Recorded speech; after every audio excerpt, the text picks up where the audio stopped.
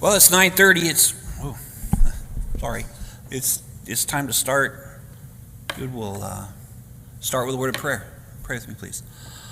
Our God, our Father in heaven, we're grateful for this time that you have given us to assemble here, to open your word, to study your word. Father, always give us that desire to study your word, to further our Christian life, to help us become what you would have us become, that we may teach others and bring this lost and dying world to you before it is everlastingly too late.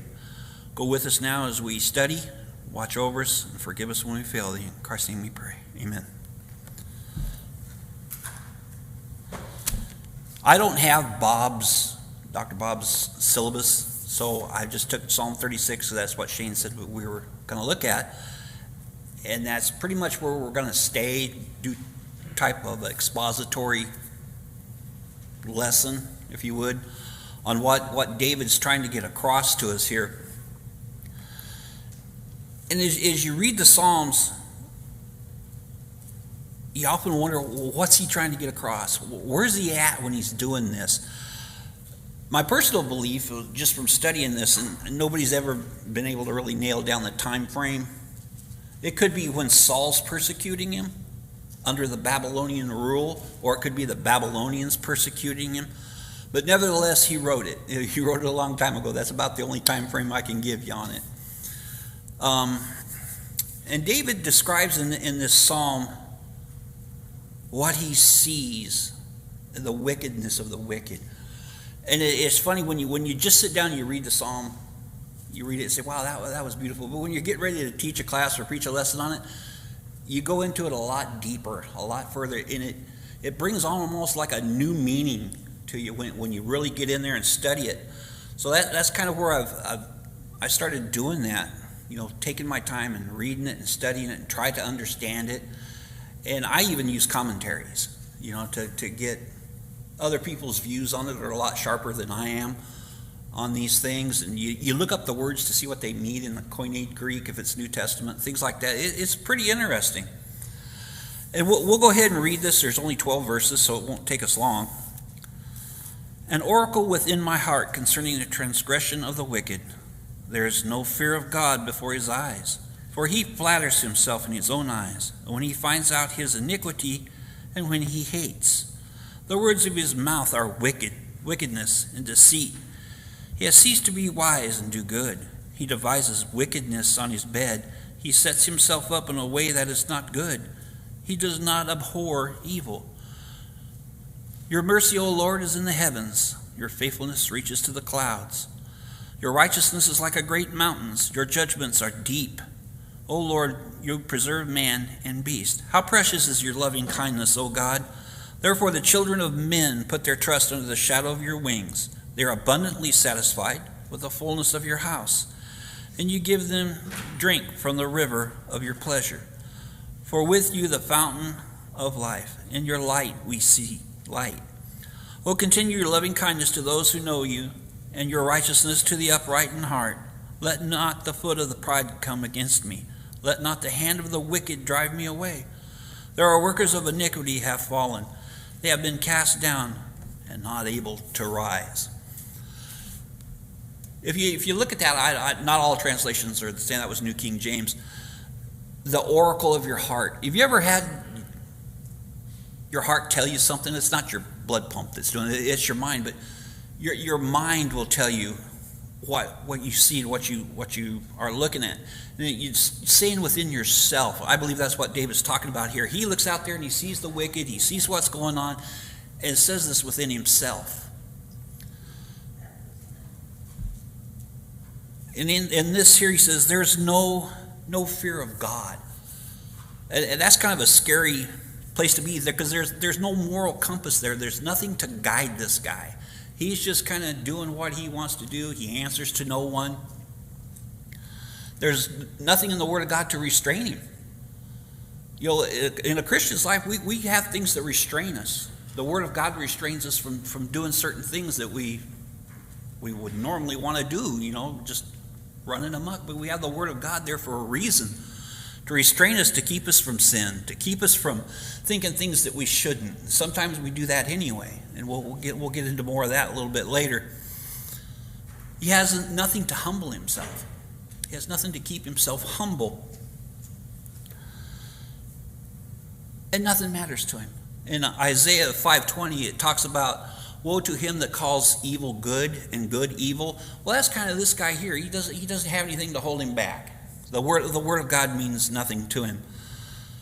And in Psalms 110 or 111 verse 10, he talks there about the fear of the Lord is the beginning of wisdom. So what's that tell you about this guy here? He's wise in his own eyes, but he's not wise in God's eyes. And that's where I would want to be considered wise, would be in God's eyes, not man's eyes, because what's man going to do for you? You know, it's going to be temporary, whatever he does for you. It'll be just a temporary feeling. It would be fair, I think, to say that these people that act like this have no wisdom, no spiritual wisdom. If you have anything to say, please feel free to talk. I need help from the audience, you know, to kind of keep me going in the right direction. So if you have anything to say, just say it, and we'll go from there. And in verse 2, he goes on in sin, thinking he's wise. But how wise is a guy that sits there and flatters himself? Have you ever been around somebody that does that? That is the most annoying thing to me, to sit there and listen to somebody that says how great they are, and look, I've done this and I've done that. And you know, you see a lot of that in politics. You know, I've done this and I've done that, and you know, after a while, you just get to where you don't want to hear it anymore. And that guy is boasting in himself.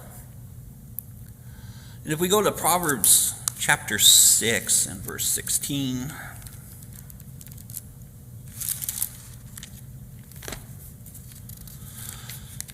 think that's right.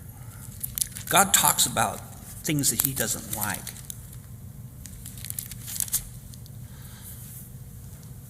These 6 things the Lord hates, yes, 7 are abomination unto him. A proud look.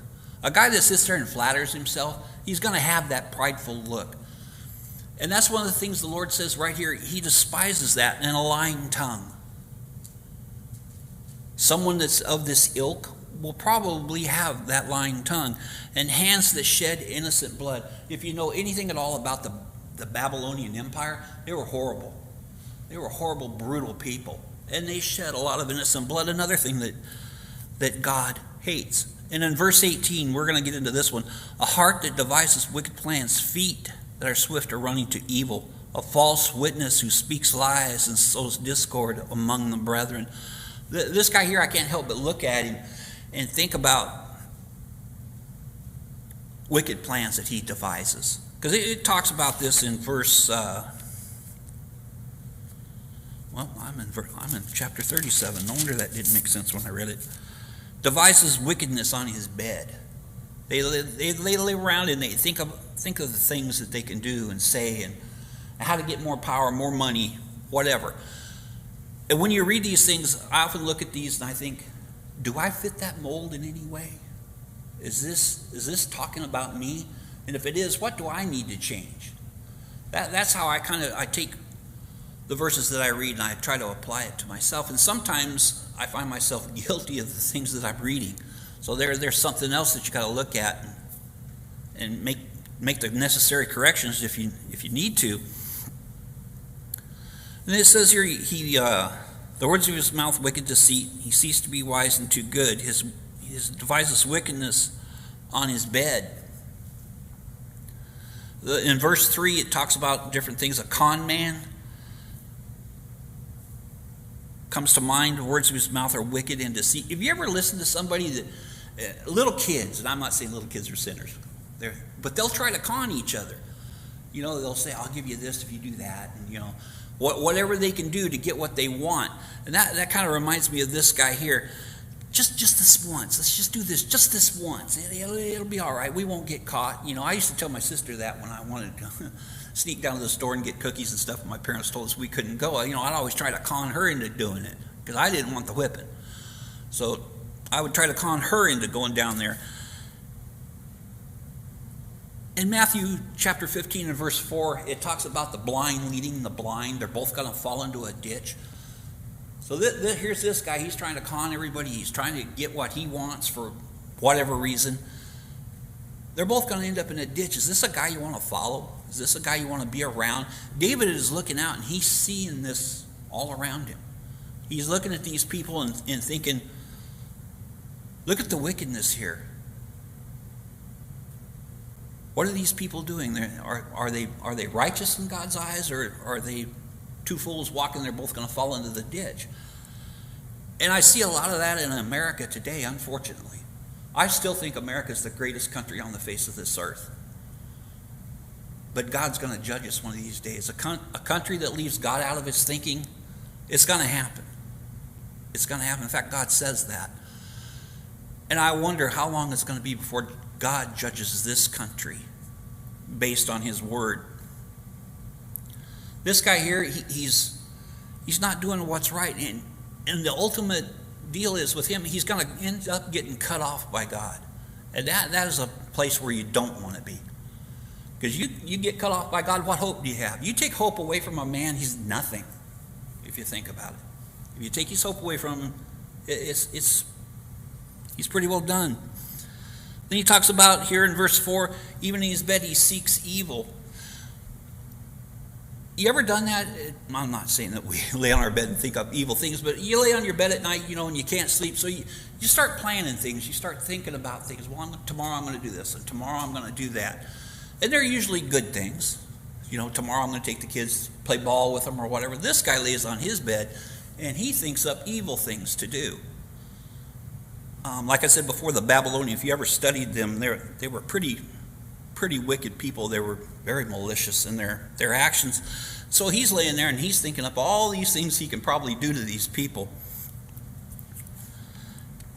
And even at night, he lays there thinking about that. His sleep is interrupted by an all-consuming desire to do evil. You ever thought about that? Somebody that's like that's all they think about is me, me, me, me, me, me. I've known a lot of guys like that. Where I worked in California, I don't like to admit that I'm from California, but I worked for a large utility company. And the higher you get up, the more corruption. The higher up you go, the more corruption you see. And the more evil that you see. They'll use their influence, they'll use their power to get things that they want. Not necessarily what's good for the company, but to get what they want. And once you realize what's going on, you can sit there and watch it. During the management meetings, I'd sit in the back because I really didn't care to get involved in them. And you would listen to the con jobs that are going, I'm going to tell A.M. Ortega, hey, if you'll take this job here, and some kickbacks coming my way. They wouldn't actually come out and say it, but that's what they meant. They laid on their bed at night and they thought this stuff up. So it happens today. Don't think this is something that just happened back in the olden days. It happens now. It happens today. We need to be careful about what we're laying on our bed and what we're thinking about. Is it pleasing to God or is it not pleasing to God? Proverbs chapter 3, verse 24.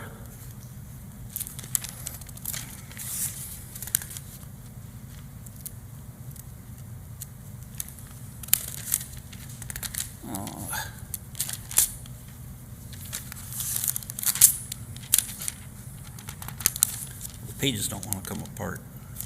There we go.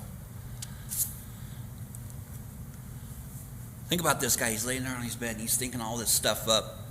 And he can't sleep because he's so wound up in what he's doing. But yet the Christian, when you lie down, you will not be afraid. Yes, you'll be able to lie down and your sleep will be sweet.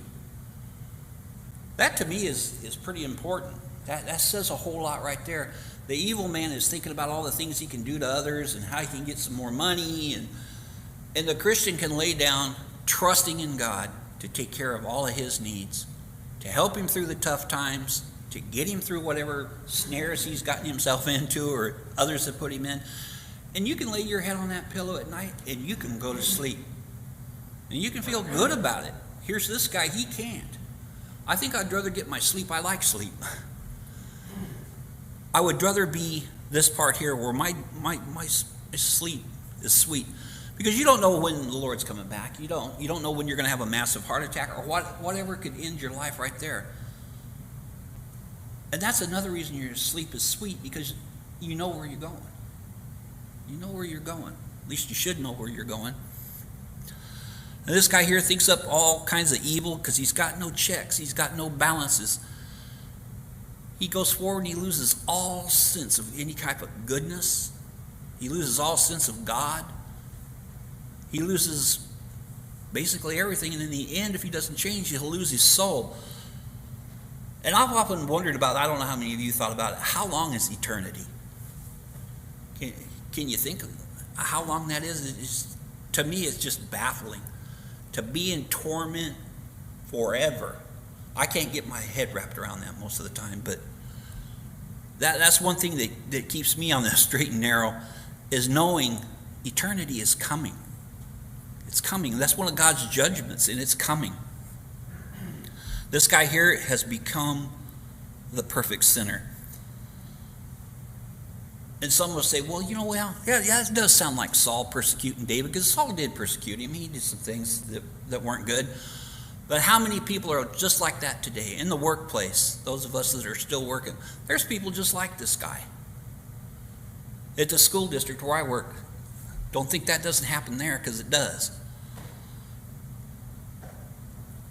And it's sad to think about it. And we'll move on to verse 5.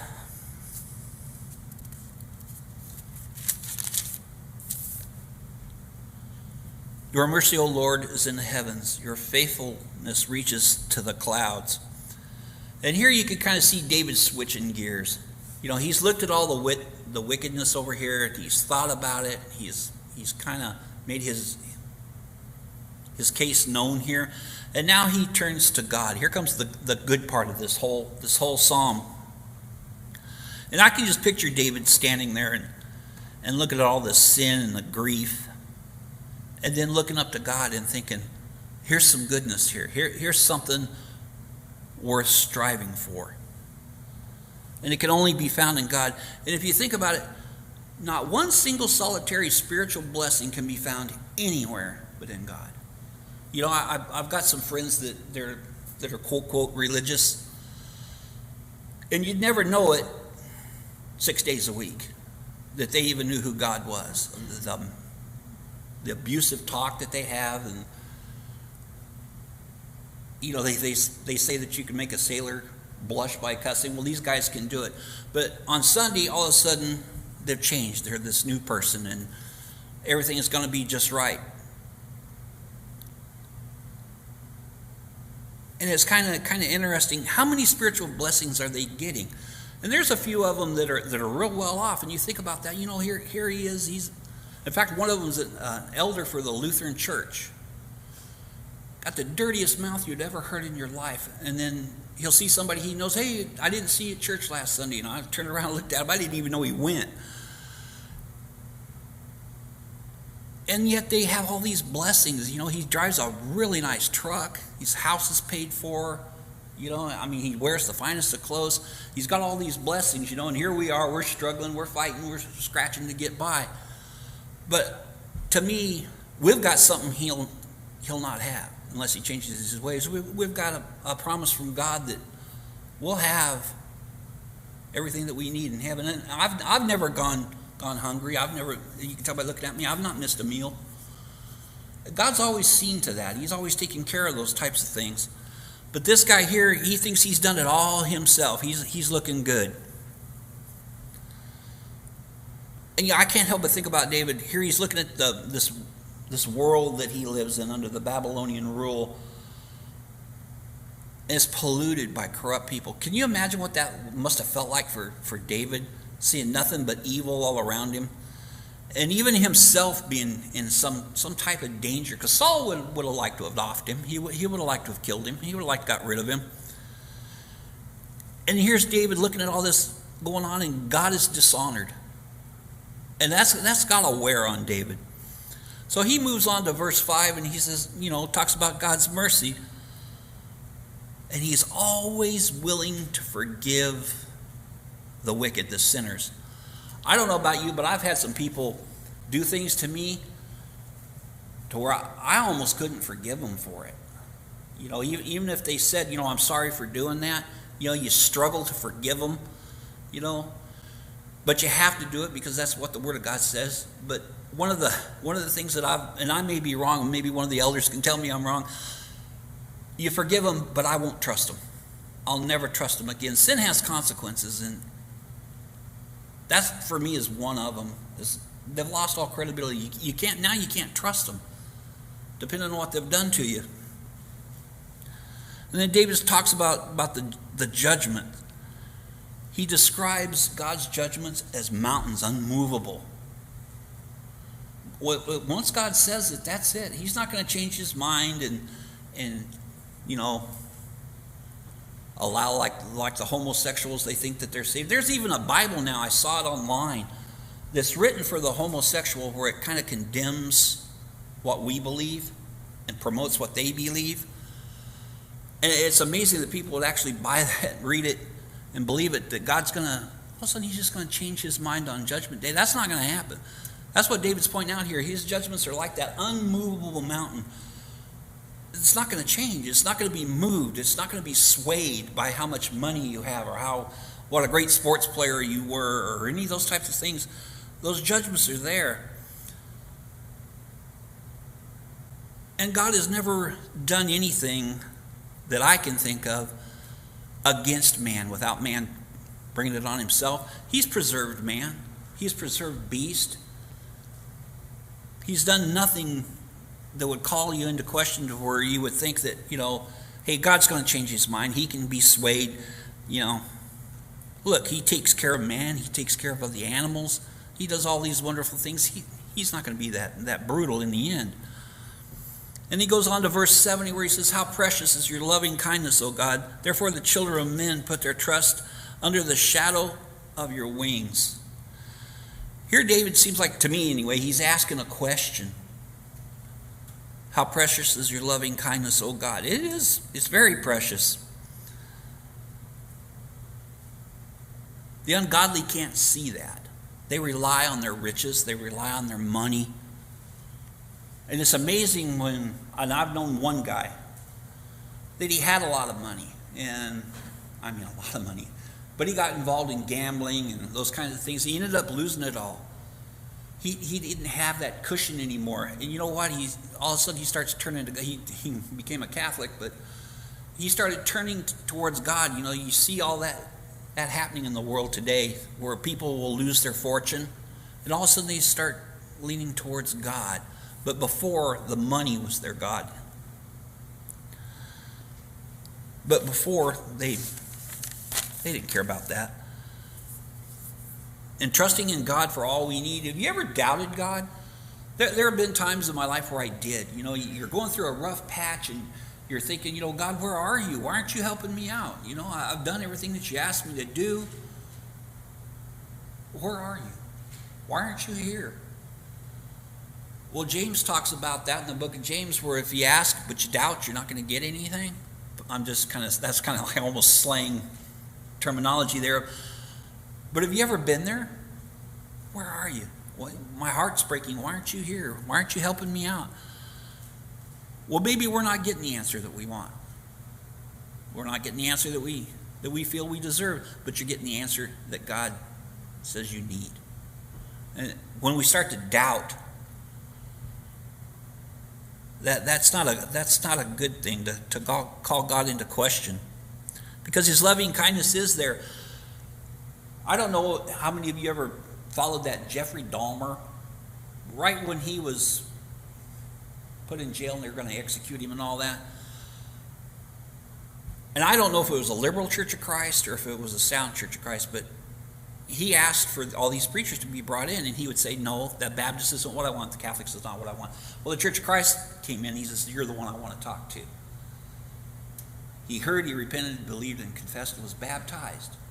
If God can forgive him, how much can he forgive us? God's willing to do it. He's willing to forgive all the slights and the injuries and things that we've done. If he can forgive Jeffrey Dahmer, he'll forgive anybody, in my opinion, that's willing to do the right thing. But this guy here, he's not too worried about any of that. He doesn't worry about that loving kindness. I need that loving kindness. I need a God that can forgive me of my sins and help me through these things, and even so-called punish you at times. I need that.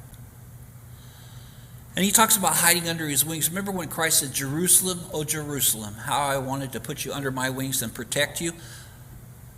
What better feeling can you have than knowing that God's protecting you? To me, that's worth more than anything that we can come up with down here. And he says here in verse 8, they are abundantly satisfied. Money's nice. Money's a necessary thing. But does it constantly satisfy? I've known a lot of rich people that aren't happy. They're just not happy. Why? Because they're not happy inside. If you're not happy inside, you're not going to be happy outside. And where does your happiness come from? Is it the money? Or is it God? What is it? I would like to think that my happiness comes from being a child of God and trying my best to do the things that I need to be doing. These worldly things, they're just temporary. They're going to burn. You ever thought about that? All the things that we protect, we put them in safes and we put them in banks and to protect them. Well, all that eventually is going to go up in flames. And we need to put our thoughts and our efforts into things that will last eternally. And he says here that with the fullness of your house, you give them drink from a river of your pleasures. You ever notice that it's a river? It's not some little creek or whatever. It's a river. It's always there. It's full. You'll never lack anything. It's fresh. It's always flowing. It's always there if you'll just take the drink from it. Oh, continue in your. Oh, I missed 9. For with you is the fountain of life. And to me, that's a spiritual life. In this world we're living in now, I can't help but think of the comfort that each one of us must get from God. Because there's not a whole lot of comfort in this world right now. We're running through a pandemic that's killing people. A friend of mine just lost her 33-year-old son yesterday from it. She doesn't know God. In fact, she's more of an atheist than anything. Now she's in torment over it. And I think somewhere in the back of her mind has got to be, because I tried to convert her, somewhere in the back of her mind has got to be, where's my son right now? Where is he at? Because he was a totally atheist. You know, if I mentioned God around him, anyway. And I can't help but think that part of her torment has got to be, where is he at right now? She has no comfort. She can't turn to God and get comfort. So is that the kind of world that we're living in now? Yeah, it is. Is that the kind of world we want to stay in? Is that the kind of world that we strive to be a part of? That's why come out and be ye separate. Those are good words for us, because today's world is pretty cutthroat. People don't care about each other like they used to. I remember growing up, in the 50s and the 60s, it was a different world back then. I think it was a better world back then. Kids minded their parents. You didn't hear the things that you hear out of these kids' mouths today. I work in a school, junior high and high school, and what you hear coming out of these kids' mouths, they'll tell their teachers to shut up. I've heard that a few times. Boy, if I had said that, I would have got a whipping at school, and then when the principal got through talking to my dad on the phone, I'd have got another one when he got home. It was a better world back then. There wasn't all this touchy-feely, you're right, you can never be wrong. And kids today are just, not all of them, but a good majority of them are raised by ungodly parents. And it's a sad thing to see when you see it every day, day in and day out. And I can't help but think about their parents, and I throw that right at the feet of that parent. I don't blame the school district for it. I blame the government for sticking their nose in the family, and they need to get it out of there, but I blame that right at the parents' feet. I throw that right there, because the parents aren't doing what's right. Bottom line. If I'm wrong, come tell me I'm wrong, but I see it every day. And these kids are going to grow up, and they're going to teach their kids what they've been taught, and that snowball effect keeps going. God got thrown out somewhere along the way. This is one of the few states where I have gone into a classroom and I have actually seen Bible verses on the wall. That gives you a good feeling. In California, God got thrown out of the schools, the courts, the laws a long time ago. I mean, you can't have a Bible verse on your wall. You can't even have a plaque on your desk with any type of Bible verses on it. So what's that tell us? God's been thrown out of a lot of things, and he needs to be put back in. And in this guy's life right here, he kicked God out. He's not paying any attention.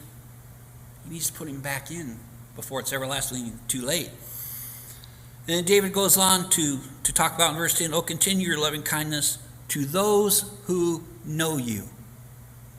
So what does that tell us about the guy that doesn't know him? Does he have the loving kindness, the tenderness, the things that a man needs? "And your righteousness to the upright in heart." It's good to see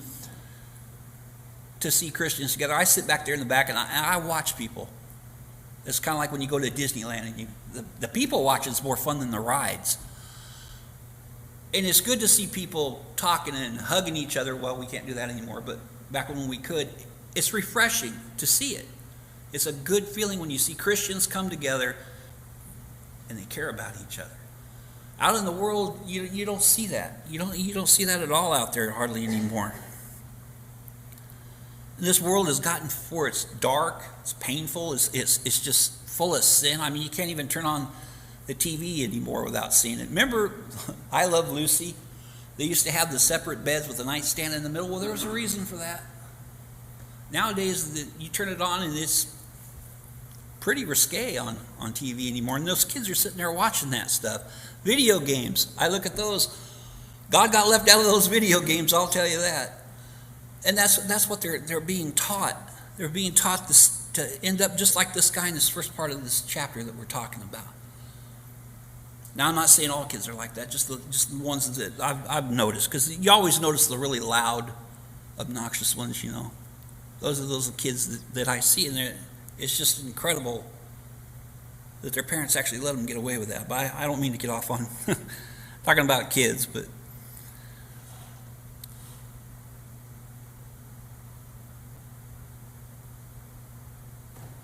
to the good that follow God.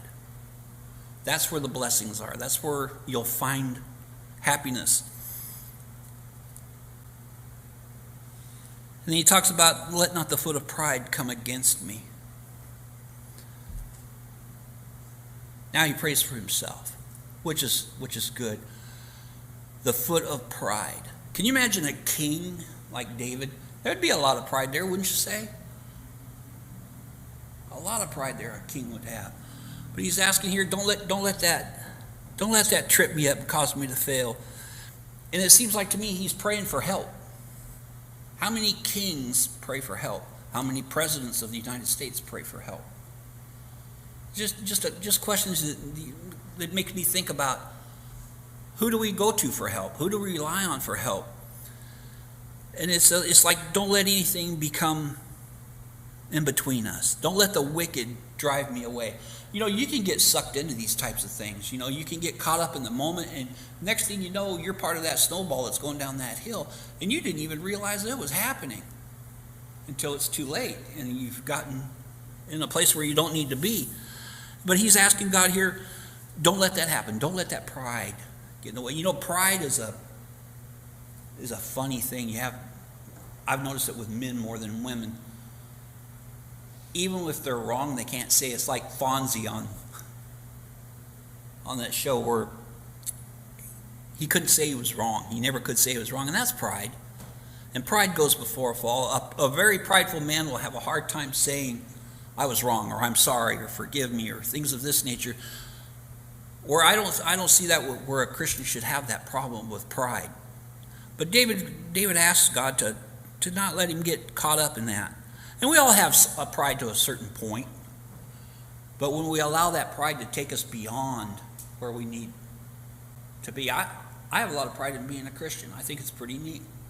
We have something that a lot of folks don't have. A lot of folks should have it, but they don't. And it's something to take pride in, being a decent, good good person. There's something to be said for that. And let not the hand of the wicked drive me away. There are workers of iniquity have fallen. And here comes the end of it. He's talking about the wicked falling. And they will fall. They will fall. In the day of judgment, they're going to fall. And it's going to be a fall that they're not going to get up from. You know, you always hear, if you get knocked down, get back up. Well, this will be the final curtain call for these guys. They're not going to get up from it. So they're going to have, 70, maybe 80 years on this earth, and then it's over with. Now you're looking at eternity. And eternity will last forever. There's no end to it. I still can't quite fathom that. That's something that maybe we should all take a real good look at. Are we the first part of this lesson, or are we the last part of it? And only each one of us can answer that. Sometimes when I'm reading stuff like this, I find myself, it's almost like describing me, if you're honest and you think about it. Does any of this describe us? It shouldn't. But sometimes we get caught up in things. We think, oh, well, no one's going to know if I do this, Nobody's going to know. I'm here by myself. No one's going to know. Well, God will know. And then you'll know. And then it'll wear on you after a while. Help me out here. Somebody say something. But that's just how it is in this world that we live in today. We either take the high road or we take the low road. And in the end of it, there's going to be two doors. We're going to walk through one of them. We're either going to go through that wide one, or we're going to go through that narrow one. Each one of us is going to do it. And I keep thinking about Nick. My personal belief is when you leave this world, you already know where you're going. God gives you a little taste of it. And I think about him. Now he's walking to that wide door. How scary that must be. I don't know what hell's going to be like other than what I read in the Bible. But to me, it would seem like it wouldn't be worth it to take that chance to have everything today, to lay on your bed at night and think of wicked and evil things to do, or how you can take advantage of somebody and make some money and these types of things. I keep thinking about that door and how wide it is and how easy it's going to be to slide right on down through it. And if you look at the narrow door, you look up the Greek words, that narrow gate means to struggle. And it's going to be a struggle to get through that gate. It's a lot easier, isn't it, just to follow the ways of the world and do your own thing and not have to worry about anybody or anything. That's an easy road to take. The Christian has to work for what they want, work for what they get. And it's not going to be easy. I've been called every name in the book for my beliefs. That's just part of it. After a while, you kind of almost wear that like a badge of honor, because you're doing something right. You're not doing what the rest of the world would have us do. Greg, you got to understand God's going to allow us to be tested. Yes. And we have to overcome that test. And He's going to allow it to happen. Now, a lot of people just think because they become Christian, everything's going to be hunky-dory. Well, it's not. You still have to live in the world that we're a part of. We have to follow what God said. Just like David. He's living in the world and he sees the wickedness in life. And he wants God to continue to be wicked. And that's what we need to want. We need to want God to be with us in this wicked world. We're going to live through it. We're like we said, we can get through that day one to one. You ever wonder about, we're in it so much or around it so much, does it appall you to see it? Or we come almost immune to what we look at every day? You drive downtown Dallas. I was just over there last week. The prostitution's running rampant there. Does it appall you when you see that? Or you just become immune to it? You're sitting there. I'm sitting at a stoplight and there's a guy over here on the corner making a drug deal. They're not over there shaking hands. Does it appall us anymore, or are we gotten so used to it? Yes. He's talking about a man who has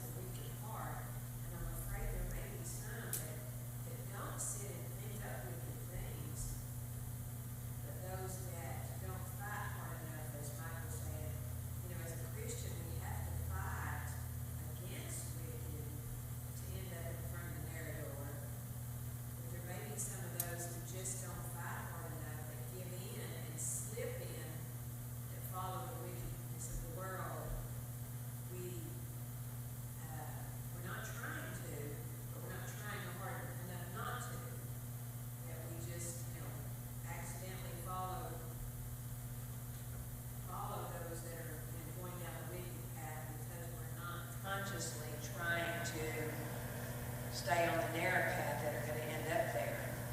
Exactly. I have a good friend of mine. He's a policeman in Glendale, and he's the son of a preacher, a Baptist preacher. And before he became a policeman, he was the nicest guy. Never heard a cuss word out of him. Always happy, always smiling, always had good things to say. 2 years after him being on the force, I saw a change in him. I guess he has seen stuff that most of us will never see, and it changed him. And it wasn't for the better. He started kind of morphing into that lifestyle, to where you'd hear some dirty words come out of his mouth, or, I arrested this prostitute, and boy, was she was really hot. Things of this nature that you would never have heard him say. How the proverb writer says, how can you hold fire to your bosom and not get burnt?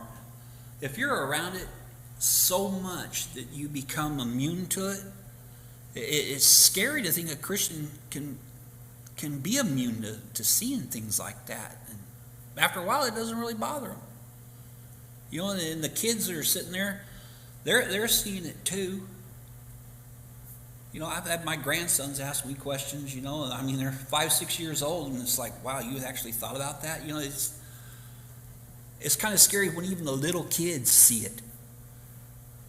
And little kids are pretty brutally honest, They'll just flat out ask you questions. It's like, well, I didn't even know you knew anything about that.